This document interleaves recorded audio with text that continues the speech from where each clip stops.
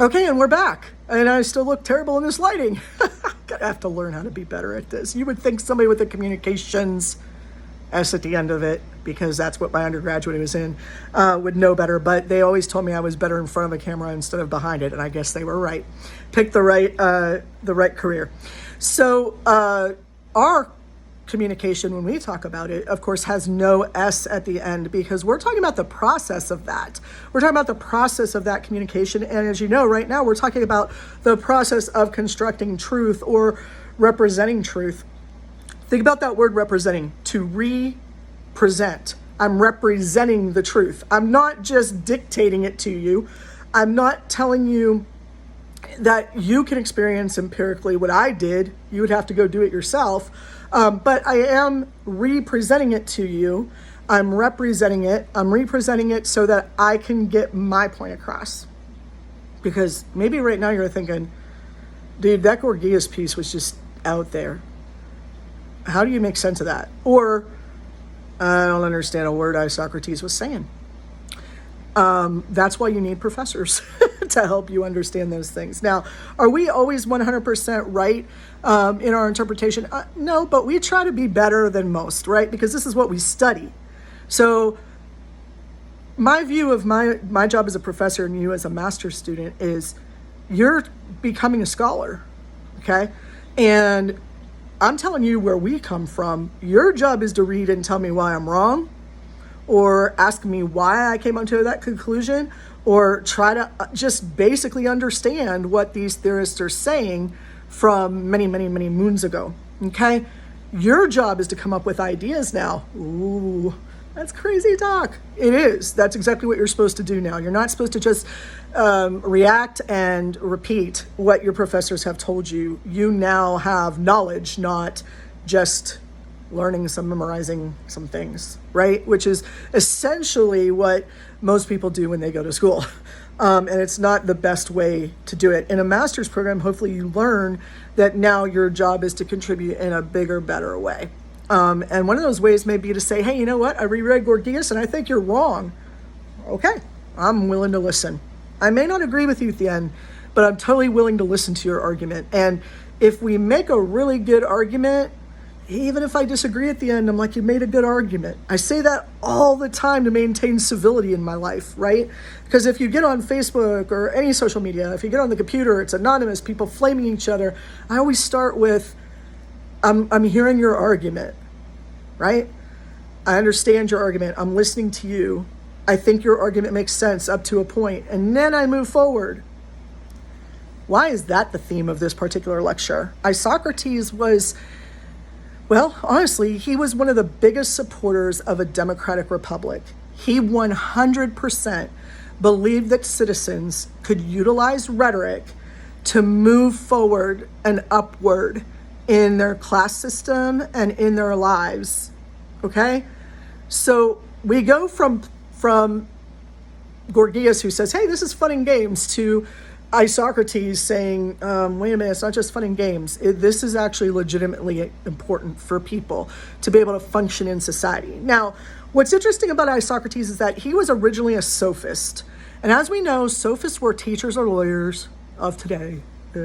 It's not that simple. You either paid them to speak for you or you paid them to teach you how to speak in a particular instance, like one instance, like tell me how to get out of this traffic ticket, right? But then you had to get out of a fender bender. You can't get out of that because you don't know how to do it, because they only taught you how to get out of a speeding ticket. So now you got to pay them more money to go back and do it. You didn't learn the art of rhetoric. You learned how to get through one thing. That's what Com 115 does. That's what public speaking classes do. They teach you how to get through one visible part of the entire process. Isocrates hated that about the sophists. So did Plato, so did Aristotle. They thought it was unethical. They thought that was, okay, yeah, you make money off of it, but at what expense? The expense of the citizenry. If everybody just practiced that so-called empty rhetoric that was not based in truth, then we don't have much of a society. Misinformation, fake news. You see why I'm depressed and don't sleep well at night, right?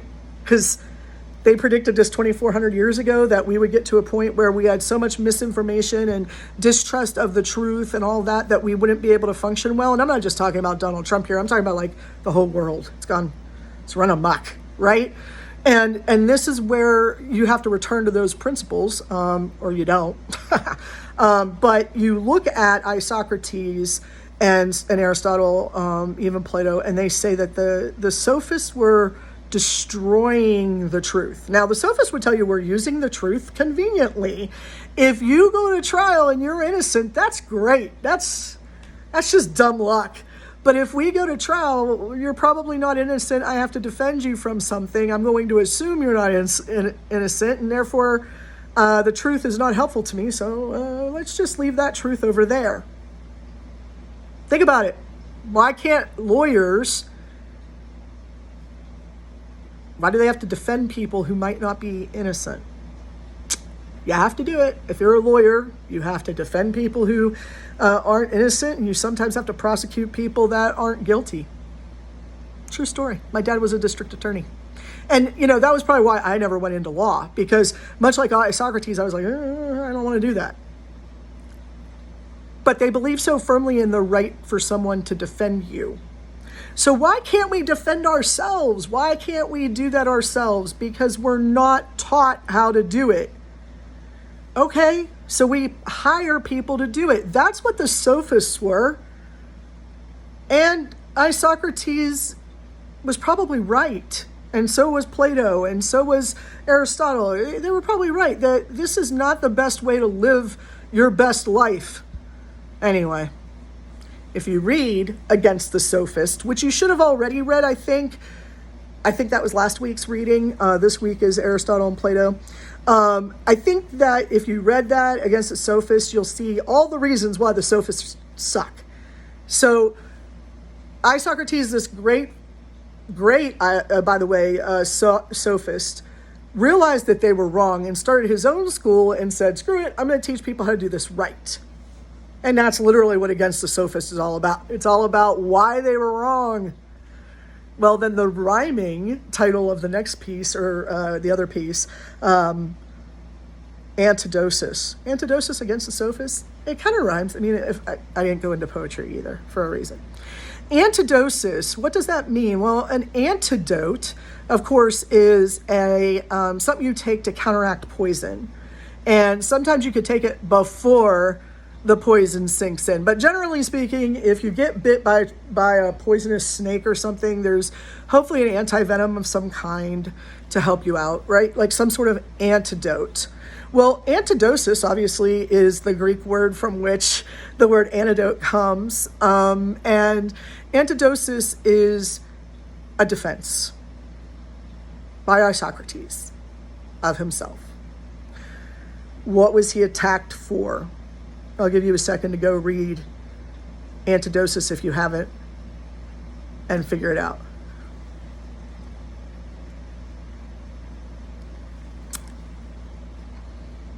Okay, he was accused of the same thing Socrates was, corrupting the youth, teaching them things that they should not know, like how to think, or how to speak when they do it, how to critically analyze, how to practice rhetoric, how to understand it.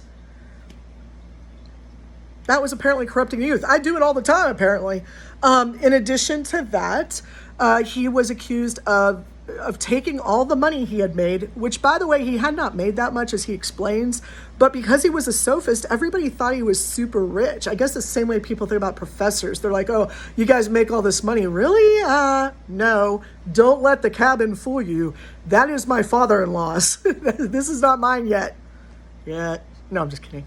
It's going to be my son, my husband's soon, right? When dad goes on. So you might have a vision. Oh, you have a lake house.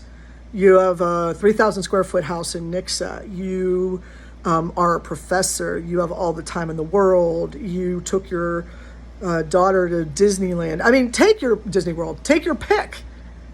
All those things are indications of status, of money. The assumption of money, that is. Sure.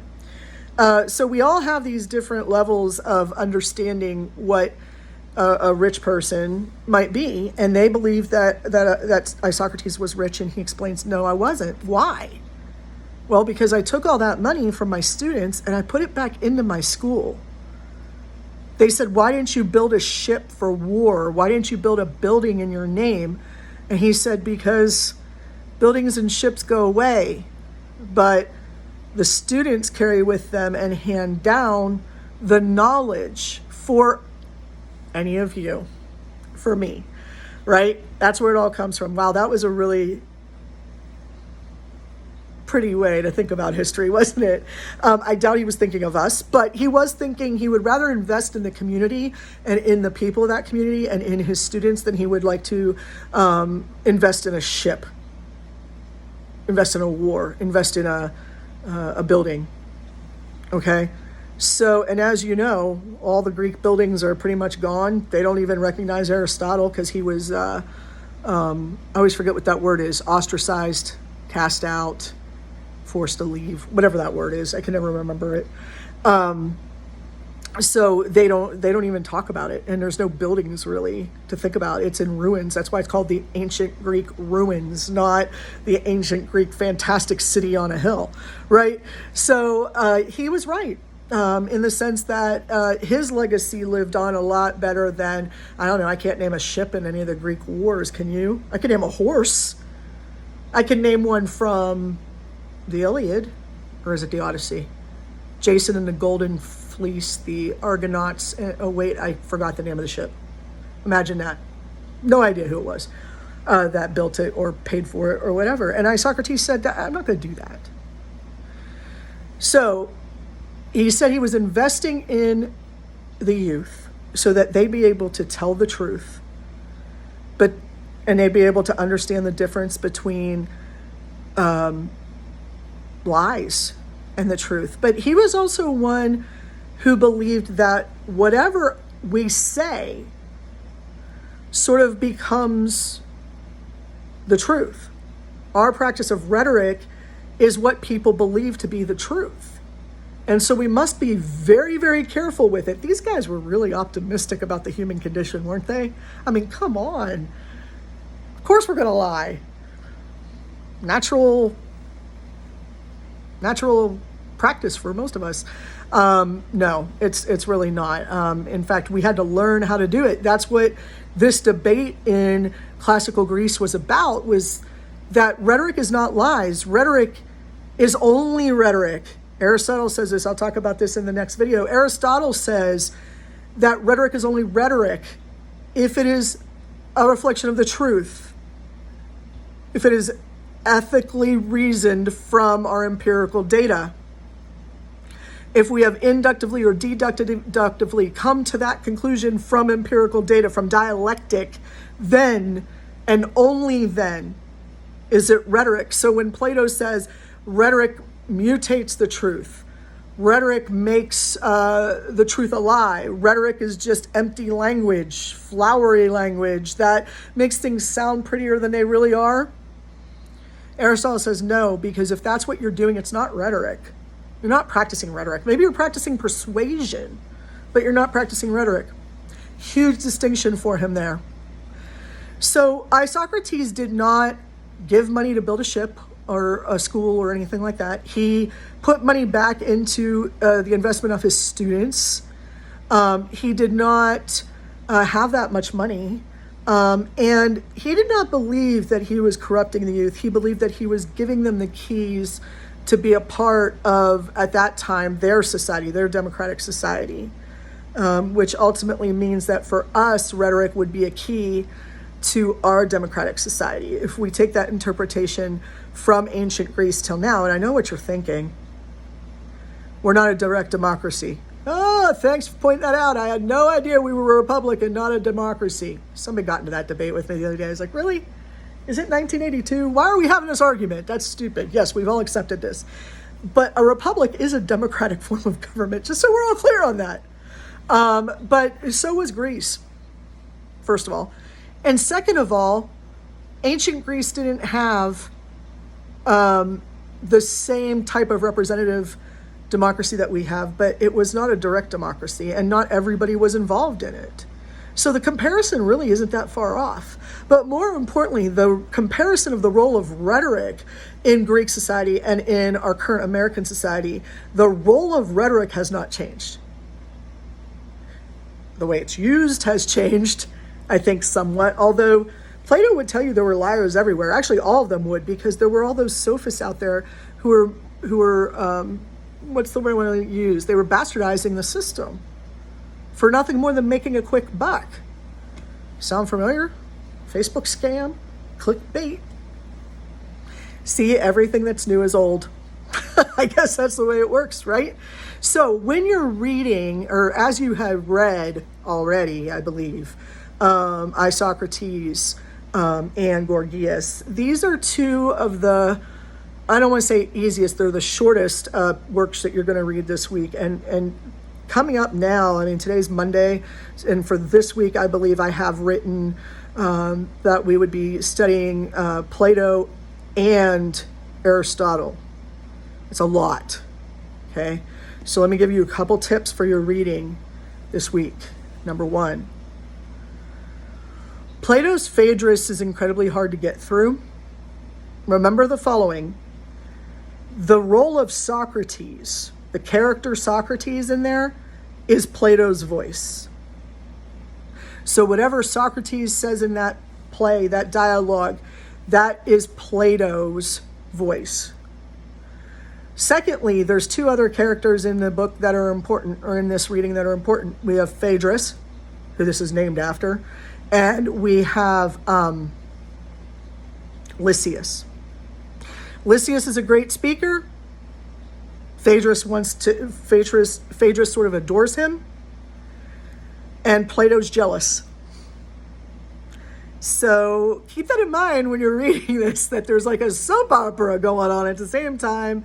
And he wants to convince Phaedrus that rhetoric is bad. Now, I don't want you to get confused. In Phaedrus, the play, the dialogue, Plato as Socrates at one point gets sarcastic, okay? And says, oh yeah, here's why rhetoric is good. And he lists 3 or 4 reasons, maybe it was 5, reasons why rhetoric could be used for good. But then he says it's not. So make sure you read the whole thing and understand the underlying thought is that Plato thought rhetoric was bad, okay? No matter what happens this semester, learn that. Plato thought that rhetoric was bad. We'll talk about why in the next video. Meanwhile, happy reading, and if you need anything, please let me know. I believe that this was supposed to go out on Friday, and I'm not one for excuses, but I actually tried to post it on Friday, and apparently it didn't get posted, and some of you told me about it, and I can't find it. So apparently, maybe I dreamed I recorded it. No, I'm just kidding. I know it's somewhere. But the power went out and everything got lost into the world, into the multiverse. It's in a different, part of the universe, or it's in a different time dimension or something. So my apologies for it being Monday, but hopefully you had a relaxing weekend, and I'll be talking to you later this week. Take care, wear a mask. Talk to you soon.